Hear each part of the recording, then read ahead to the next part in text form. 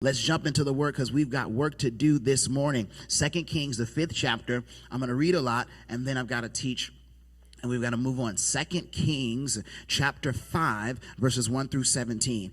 And it is a familiar passage of scripture that I'd like to shed a different light on if we can, and not different because there's nothing new under the sun, but an opportunity for us to look at it in a way that I believe will help us in the work we've been doing in our series on anxiety. If you would, I don't do this too often at the 9 o'clock service, but my heart is elated. My grandmother is here, and I am just so ecstatic and elated for her. On September the 5th, she made 80 blessed, wonderful years that she's been with us. And everything that I am is because of her yes to God. My Auntie Sherry, who, if you didn't know, my manager, as I like to call her, is here.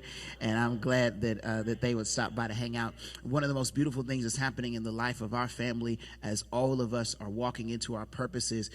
Granny's got a triple hitter today in that all 3 services she will attend today will be preached by one of her grandchildren. And so she's with me at 9. She's with my cousin who's preaching at 11 and my other cousin who's preaching at 7. And so excited to have her here and excited for this day. Let's look at 2 Kings chapter 5.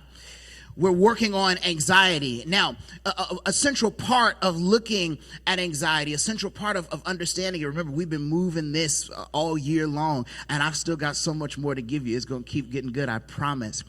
Remember that this hinges on our understanding of application of John 10:10, which is that the thief cometh not but for to, and to. Fantastic. Jesus says, I am come. There is sort of an addressing statement that says that you're not to focus primarily on what the enemy's doing. It is good for you to be aware, but what you should live your life based on is what my purpose is, because that is the purpose that's going to stand. So he says that's the purpose of the enemy. That is the purpose, the ability, the objective. But he says, I am come. My purpose is that you might have what? Life. And see, that's super important because that is what hinges this discussion, right? That it is life and life more abundantly. We addressed that first life is a salvific life, salvific, of or relating to salvation, right? Come that you might have life, that you might have right standing with the Father, salvation through the cross. Life and life more abundantly refers not just to my life as it relates to my eternal standing, but my quality of life as lived upon the earth. Does that make sense? All right. So that's what we've been unpacking. So now, life and life more abundantly. And so we look at that life and. I want to be saved and delivered. I want to be saved and healed. Want to be saved and. I want to have life and. I want the fullness of what Jesus has promised me. And one of the realms that we typically ignore or just don't have the tools to pursue that life and in is in our mental health. That we find it for everything else. We've learned how to get houses and cars. We've learned how to be middle class and proud. we have learned how to a small extent. We've learned relationships. There's so many teachings on marriage and dating and all that stuff. But where the enemy continues to gain ground because we don't have the discussion, because some of us still face the stigmas that are against it, are in the battles against our mind. And so we've launched this journey to say, what happens when I'm saved, but I also deal with this anxiety, and how do I understand that? And more importantly, how do I pursue a life of freedom and healing? So we've gone through all types of different things, but let's launch into part 6. We addressed that anxiety must be dealt on all 3 levels. If I understand myself as a sort of tripart being, that I am a spirit, but I have a soul and I live in a body, that anxiety must be addressed on all 3 of those levels, right? That for me to address it on just one level would leave me incomplete, right? So the spiritual level is prayer. That's what most of us grew up with. Just pray about it. It's like, okay, fantastic. However, I must also address it on the soul level, my mind, my will, and my emotions. And then I must address it on the physical level. And we unpacked that. We unpacked what all those 3 levels were, how you respond to them. And we also unpacked the fact that that is the way that Jesus did miracles. We looked at his interaction with the woman at the well, and their conversation existed on all 3 levels, right? Let's talk about your Let's talk about religion and faith, and talk about worship in the mountain, right? And then Jesus saying, you worship what you know not. Let's talk about thirst. The conversation began on the physical level, right? So it began with, hey, we two folk that want water. Let me hold some water. They talked on physical. They talked on the spiritual level, because Jesus eventually tells her, the water I give you will thirst no more. But the way that he gets in between the two is by dealing with her on her emotional level, by saying, hey, who's your husband? And yeah, I ain't got none. And we unpacked that this is not Jesus trying to shame her. This is not Jesus trying to expose her.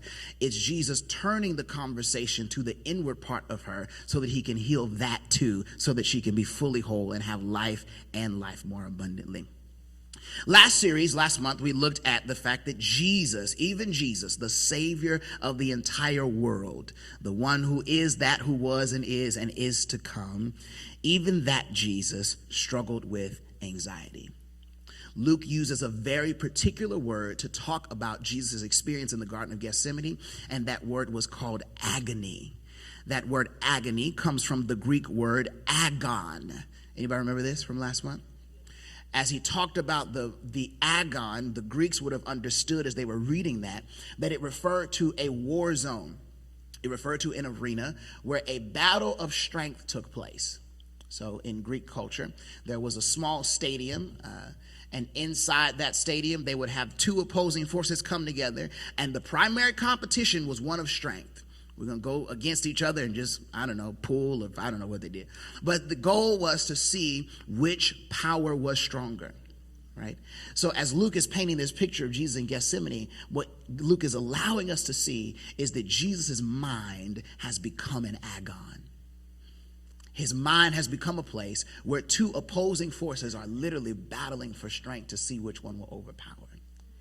So there is a lot of strength and encouragement that I can draw from looking at the fact that my Savior knows what it is to deal with anxiety. Let's dig deeper.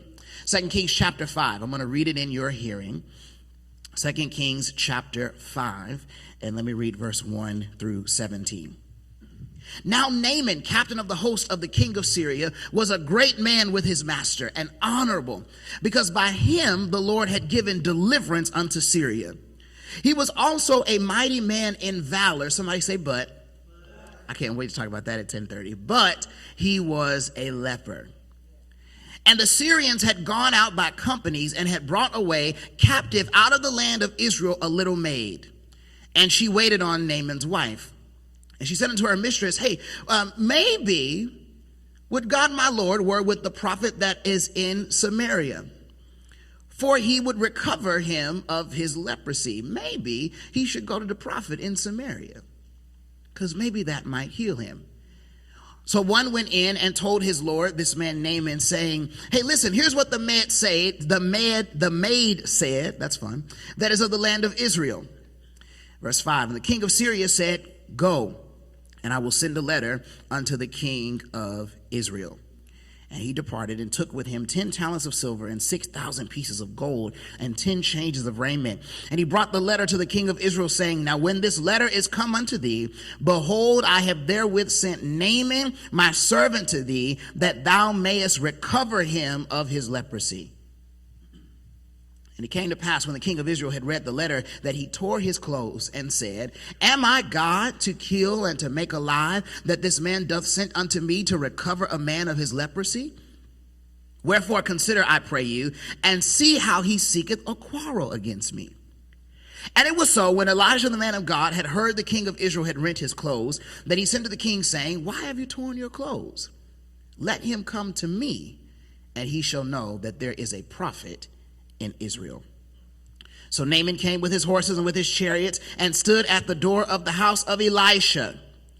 And Elisha sent a messenger unto him, saying, go and wash in Jordan 7 times, and thy flesh shall come again to thee, and thou shalt be clean. But Naaman was wroth, and went away, and said, behold, I thought he will surely come out to me. Watch there. Behold, I thought he will surely come out to me. But Naaman was wroth, and went away, and said, behold, what? What are those next 2 words? I thought. I thought he will surely come out to me and stand and call on the name of the Lord his God and strike his hand over the place and recover the leper.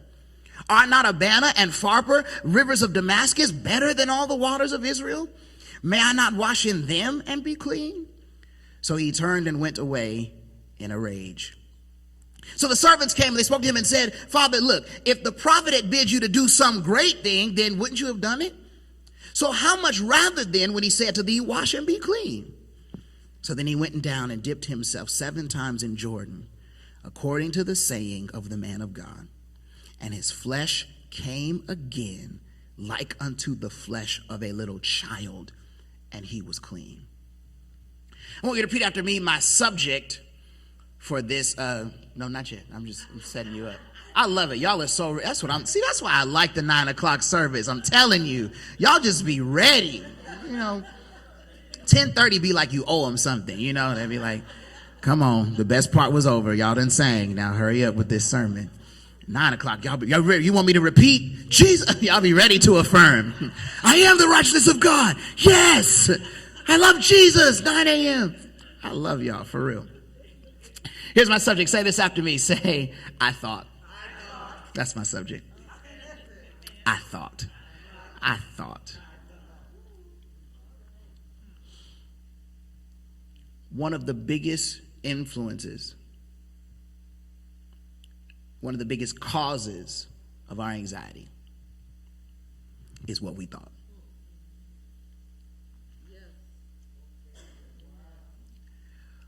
We've talked about some of the external shapers of anxiety, right? We've talked about how it can be related to trauma. It can be related to a perceived, like anxiety really is at its core, it is about fear, a perceived threat of something happening, right? So when I see something or I'm in a situation and it triggers in me a perceived fear, then that creates a level of anxiety. I believe that there's something attached to this that I should be afraid of.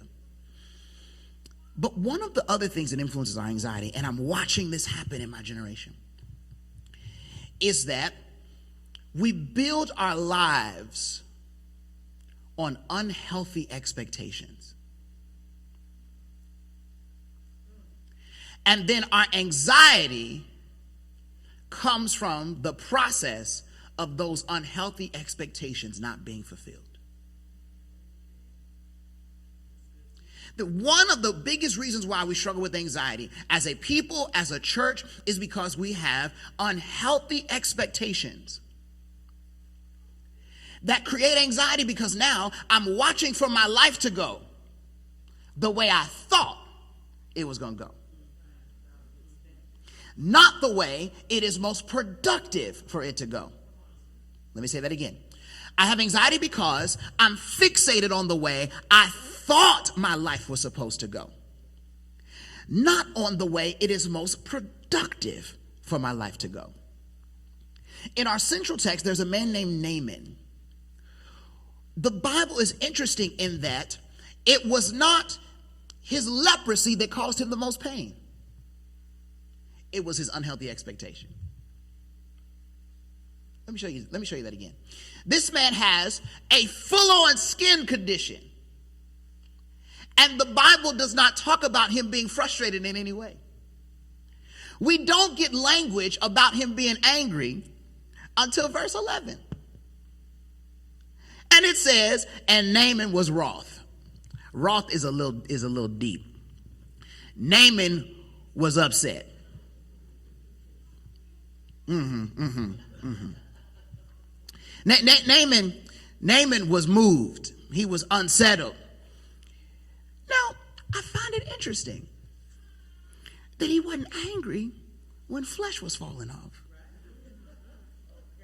He wasn't angry, watch this, watch me now, when he had to put armor on top of skin that hurt.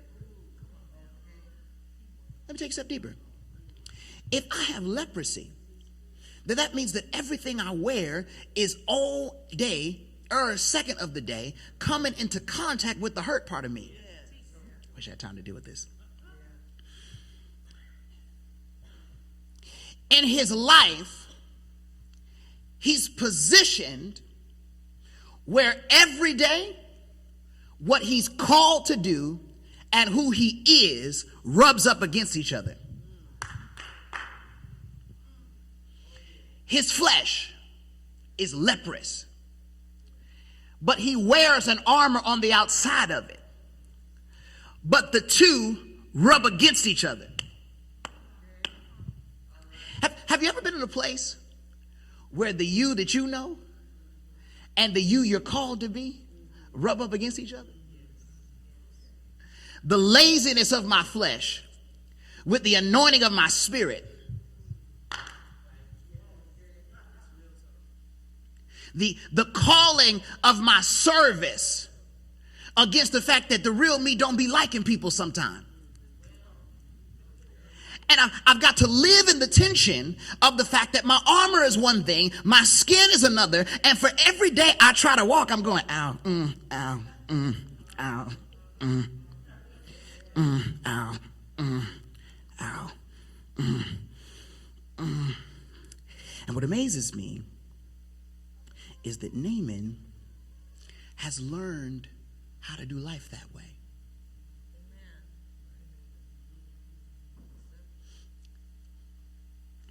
Naaman has learned how to do life so that you don't ever see what he's really dealing with. Amen. Naaman has learned how to hurt and don't nobody know. Naaman has learned how to be in pain and can't nobody see it. Naaman has learned how to loan other people money and he's struggling. Naaman has learned how to stay up late for other people when he hasn't slept in days himself. Naaman has learned how to be hyperachieving and still insecure. Naaman has learned how to be impressive before them and then know how to only have his brokenness show at home.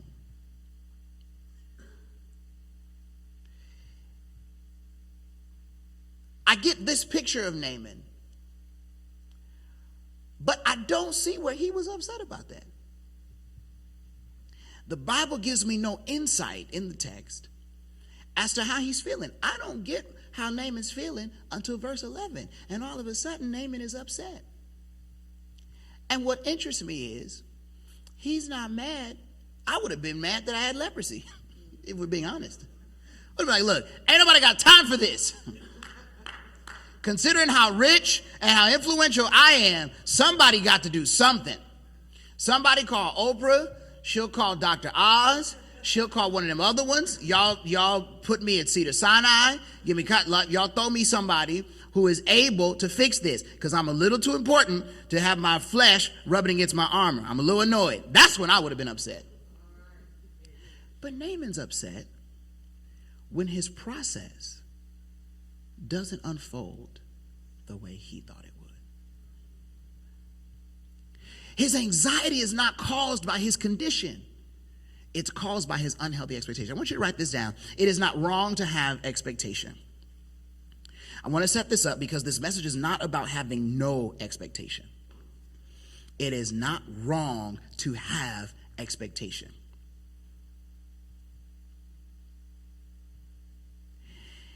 It is not wrong to have expectation. But it is important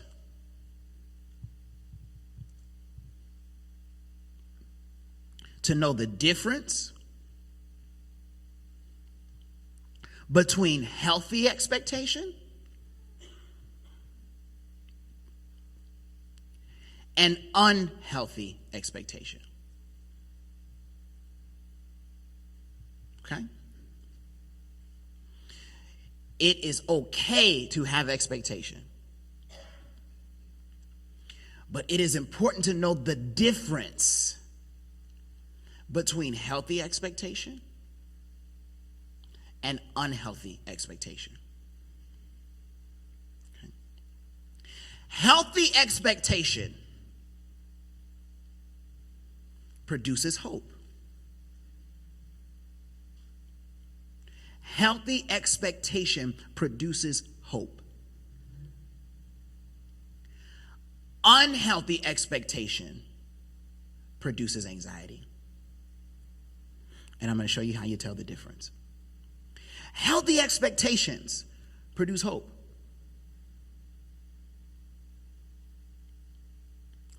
Unhealthy expectations produce anxiety.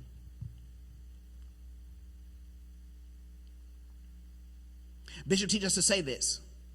It's in line with what we've already been taught. I have a confident of good. Okay?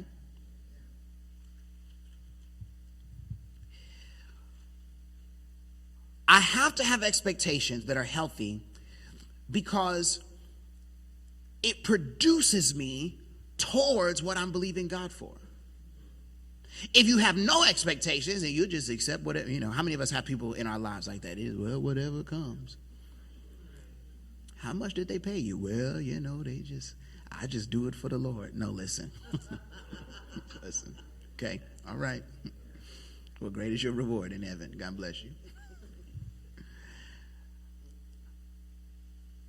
You ask them like, oh, how did that event go? We didn't expect too many people to show. All right. Well, how'd you do on that test? Oh, I didn't. You do understand that you need to pass this class, right? you do understand that we cannot just gamble and pray before every test and things work out. You do know that we're paying quite a bit of money per unit for these classes.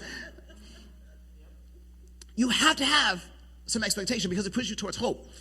One of the separators, though, between what is healthy and unhealthy is this question. What shaped your expectation? It's not do you have them or not. We all need to have expectation, or else we're just going to be around here skipping through the flowers and just imagining that at some point magic is going to occur. And it's not. But what determines what's healthy and unhealthy is what shaped those expectations. What shaped them? Was it shaped by God or by people? Was it shaped by God or by people? The expectations you have, whatever you expect to occur, was it shaped? Was it influenced by God or by people? Watch this. Here's another one. Was it influenced by wisdom or fear? There's some of us that are driven so much by fear that we expect the worst in every situation. But it's not wisdom. Well, every relationship I've had and every friendship I've had and every church I've been to before, I just know that's fear creating in you an expectation that's now going to become your reality because you're going to receive what you expect to.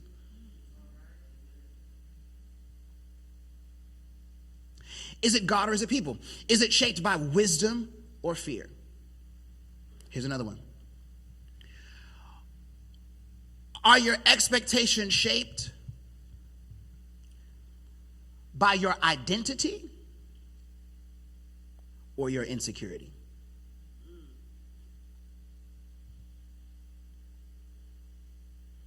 Are they shaped by who you know you are or by who you're still trying to be? There's some people who expect things because they believe that they'll be somebody once they have it. There's a whole generation. I expect to make $1 million. Not because I believe that I have a purpose with $1 million. It's because I believe that $1 million would make me valuable. We believe the same thing about marriage. I expect to be married. Why? Because I want to be married. That it doesn't necessarily come from a place of identity. It comes from a belief that once I get this, I'll be something. People want to be positioned in the church for the same reason. So now I start expecting things, and then when they don't happen according to what I originally expected, now I must live in the anxiety that's created by the fact that I thought this was going to be this. But it might have been an unhealthy expectation all along. Was it shaped by God or people? Was it shaped by wisdom or fear? And was it shaped by identity or insecurity? And once I go down my list of expectations, And then we must ask the last question. Are these expectations out of purpose or out of pride? I expected that they would have promoted me. Why? Because there's more purpose for you in promotion? Or because you think you just deserve a promotion? 4 categories. Is it God or people? Is it wisdom or fear? Is it identity, like I know who I am, so I expect this? Or is it insecurity? I think I'll become something if I get this. And then is it purpose or pride? That's the place I must survey my expectations, because healthy expectations will always give me hope. But unhealthy expectations will always have me looking at the clock like, I just don't understand why it ain't happened yet. Naaman has suffered with this condition. And I think there are a lot of things that I think are awesome in this. First of all, I think it's awesome that somebody who was not in power, they were a lower part of the social class than Naaman, but they had the solution for his healing. The Bible says that the idea for Naaman to go to the prophet of Israel came from his wife's servant. Somebody that Naaman, that the scripture makes clear, wouldn't have even spoken to. And she was the one that had the answer for his healing. We got to be careful, because when your expectations aren't right, you will ignore the people who have the answer. And for many of us, and I love this happens in my generational context so much, because everybody's doing this whole like, I want to be put on, I want to sponsor, I want to mentor, I want that kind of thing. And so we push for these people with lots of money. Meanwhile, we be walking past people who are at our church, who are at our school, that have the answer. But because they don't look like what I thought okay. So we live in this anxiety like, God, I don't have anybody. God, you just sent me to the world. And God's like, no. I gave you 50. But you walk past them every Sunday. You walk past them every Tuesday. You walk past them every Wednesday, because you're still chasing what you thought instead of where the answer is. And I tell this story about Bishop and I so often, because Bishop Jake says that he was talking to a conference of young pastors, and he said, you all choose your fathers based upon the size of their church. We chose our fathers based upon the size of their hearts. It became clear and profound to me that as Bishop and I began to walk together, that there was everything I needed in him from the father level, from the spiritual father and covering and care level. So if I was moving out of just trying to pursue something that looks like, oh, well, this place be on deal and all this other stuff. And God said, what I need for you has been put in him. So you can't walk past where your answer is because it doesn't match your expectation. She says to her mate, she says, I know where he could get healed. And this is how we know they wouldn't have had a conversation, because she doesn't even tell Naaman. Somebody else, she has to tell her boss that go tell the other servant that then go tell Naaman. Now watch this. Naaman then goes to his leader. And his leader said, I know how you're going to get healed. I'll send you to the king. The woman didn't say the king. She said, there's a prophet in Israel. Now, the king of Syria could have been doing a couple of things. Number one, he could have just been following protocol. That I'm not about to send you, a Syrian, into Jewish territory and not address the king on king, and say, hey, listen, this brother ain't a spy. I know he's one of my commanders, but he ain't on some other stuff. You ever had to go do damage control before somebody? You'd be like, listen, I'm bringing so-and-so to the family reunion. Let me tell you, I ain't starting no stuff. We talking again. It's a difficult thing. I don't even know how I feel about them, but it ain't no stuff. They hungry. I told them they could come get a rib. He was outside. He was cold. I told him he could come inside. Anyway. He could have just been doing protocol. I look at this a little differently, though. I think that maybe the king of Syria, though he might have heard about God, wasn't quite all that impressed or didn't believe that there was that much power in Israel's God. I think, to me, that the king of Syria believed in what the king of Syria understood, which was government relations. So he says, the way I expect you to be healed is government to government. Watch this. It's the idea that the process was going to be governmental and cultural, not spiritual. The servant says, there's a prophet. The king says, no, let me set you up with the king. What you're going to get is going to come this way. The king of Israel gets upset and says, this man is playing a trick on me. He's trying to start a fight, and I see right through you. Anybody playing with you? And he rent his clothes. It was an outward sign of internal anger, internal grief. He ripped his clothes. The king of Israel ripped his clothes. And Elijah said, why are you being so extra, bro? We all know you can't heal nobody. That letter wasn't for you. I like to think that the Old Testament prophets used to throw shade all the time, because we must remember Elisha is a byproduct of his mentor, Elijah, the man who came before him. And Elijah threw shade all the time. You remember Elijah was on the mountain, and he was like, where your gods at now? They on break, you know? So I just think like Old Testament prophets, they just threw shade because they just believed that much in the power of God. So Elisha is like, excuse me, this was not for you. It's so that she would know that there's a prophet in Israel, not a king, but a prophet. Like I just think he was over there just throwing shade. Like, but watch this. He thought, where's my healing going to come from? First change to his expectation was that it's going to come from Israel. It's going to come from people that don't look like you.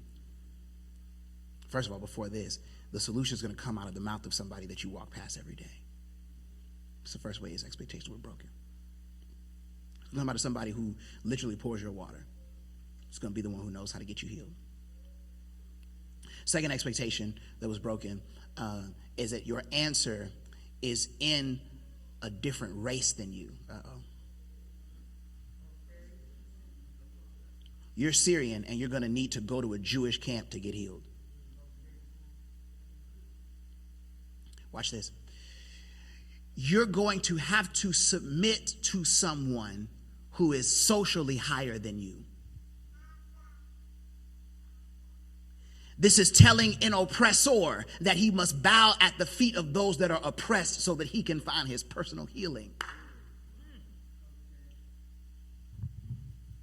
It's like telling someone with privilege that they must go to someone who is marginalized, and at their feet will they find exactly what they need to be blessed. Some of us are too proud. That's the second way his expectation was broken.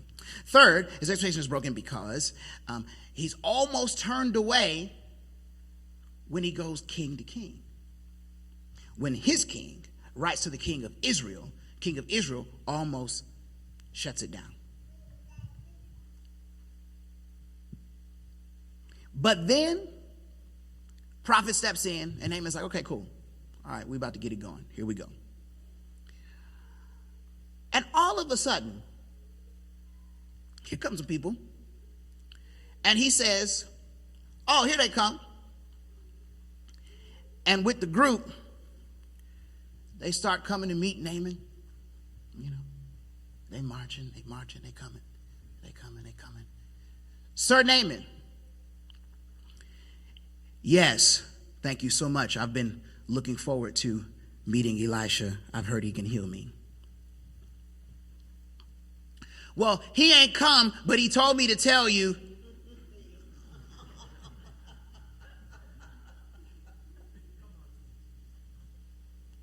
No. He didn't make it to our meeting today, but he sent us with some instructions for you.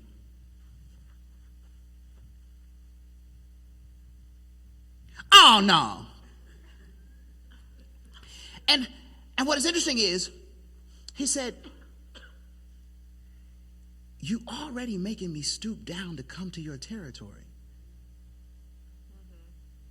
I already don't have to deal with you in general. I'm already doing you a favor by coming over here. I'm doing you a favor by coming over here and not killing all y'all. Do you know? Oh, and you got nerve enough to not meet me. And then your set of instructions are for me to go dip in a dirty river. So Naaman is at the verge of not being healed because his process is not going according to his unhealthy expectations.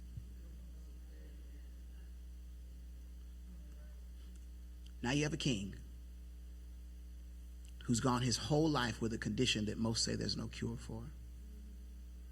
And he's at the verge of doing what the God of Israel wants to do for him so that he might know that God is God.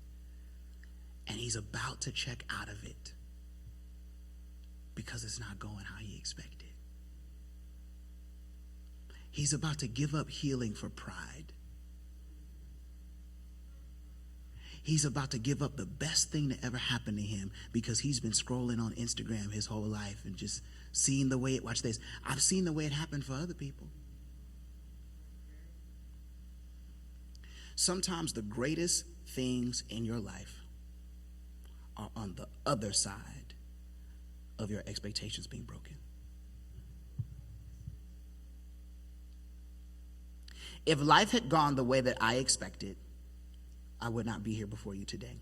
When I was in sixth grade, yes, sixth grade, questions were asked of us about what we wanted to do and who we wanted to be. This repeated every year in the seventh grade and the eighth grade. In the eighth grade, the assignment was for us to make a poster board that contained our past, our present, and our future. In the section of the past, I posted pictures of my family, posted pictures of my founding pastor, Elder James Starr, posted pictures of the city that I was from and gospel music and everything related to faith. In my present, I posted a picture of the gospel album that I was listening to at the time. I posted a little container of these icebreaker bubble mints that I was in love with. I don't know if anybody remember those. They was these small little bubble things. They were just so effective. But in my future, I expected to go to Princeton University. We asked to interrogate, where did that expectation come from? Was it from purpose, that I felt like my purpose was attached to Princeton University? Or was it for the pride of being able to say that Princeton went to Princeton? As you and I both know, that did not happen. But had I not gone to USC, I would not have met my best friend. Had I not gone to USC, I would not have directed the USC Gospel Choir, which would have led me to continue doing what I'm doing now. Once I got to USC, I expected that as a freshman, I would live on campus. But because I was accepted in January and not in August with the rest of my friends, by the time I got to USC, all of the on-campus housing was taken. So the only housing that was available was off-campus housing in these apartments. And the only apartments that were available, because your boy is late to a lot of things, the only apartments that were available at that time were these apartments that were almost a mile off campus. My expectation was that I would live with other freshmen. I ended up living with a gentleman who was a junior at USC.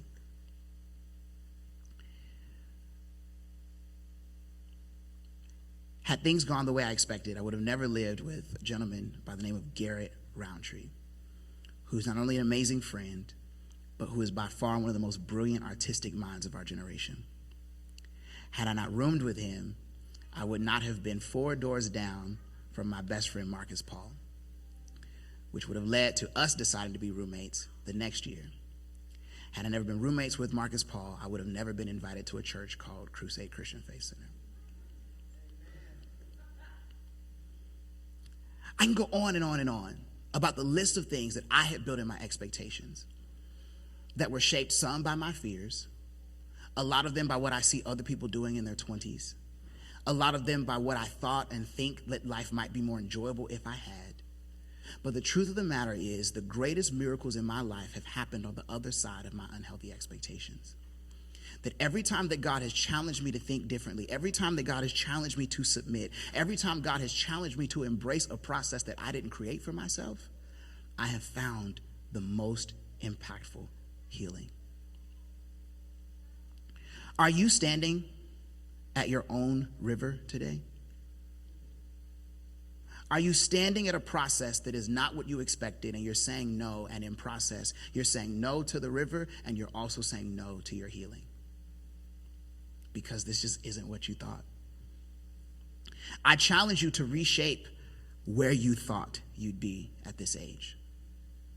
I challenge you to rethink what you would have accomplished, what you thought you would have accomplished by now, or where you thought you would live, or what you thought your children would do and become, or what you thought even the church might be, or what you thought your friends or even your parents might be.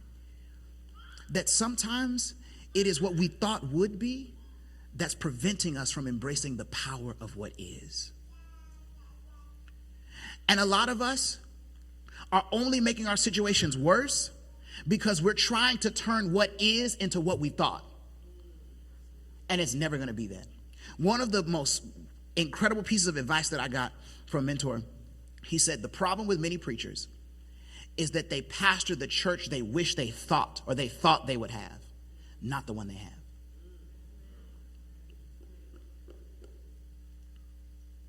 This causes a lot of marital conflict because you're trying to turn the one you chose into the one you thought you would get.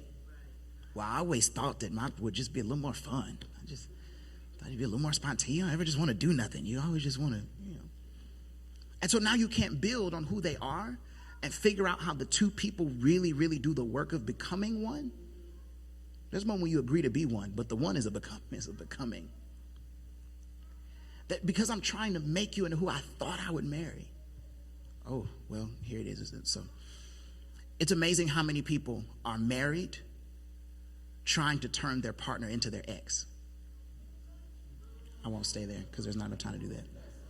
You're trying to make them your ex sexually, trying to make them your ex from a personality standpoint, trying to reconvert them. And I can speak on it because I understand where you are, but the problem is you're still living in accordance with unhealthy expectation. That is now causing you to not submit to the process of what is. I'm done after this. God has taught us to have expectations about what he has promised to do, not how he plans to do it. God has given us expectations about what he has promised us to do. He has taught us that. His word is clear, and we are going to expect every promise of God because God has told me I can. But God has not ever given me how he plans to do it. That is what creates this faith wall. God, I know what you're going to do, and I expect it, but look, I don't know how you plan. And this is why Bishop will say things like, I know God is moving, I just don't know what he's doing. I don't know how this is unfolding. And you'd be like, well, how can a pastor say that? Because Bishop is wise enough to know that I'm very clear about expecting the promises of God. But I'm not about to make myself go crazy trying to micromanage every piece of this process when it's completely out of what I could ever understand or see. When I expect too much of how the process is going to pan out, then I send myself further into anxiety. He was discouraged. He was angry. He was frustrated. But Naaman submitted to the process beyond his expectation. He suspended his fear. He suspended his pride for just 2 moments. And out of that, he was able to stand up and do the thing that cost him the most, but gave him the healing that he had been desiring his entire life. Healthy expectations will free you. It will free you to be present. It will free you to serve because you're not looking for how is all this going to add up. You just be like, look, I'm serving. I'm trusting God through this process. Healthy expectations will free you to rest because you're not in control. I don't know what God is doing, but I'm resting because I am submitted. This is not what I thought, but thank God that his thoughts are not my thoughts. And thank God his ways are not my ways. And then healthy expectations will allow you to build discipline. Because now I'm focused on just being obedient, not on controlling the process. Everybody stand where you are.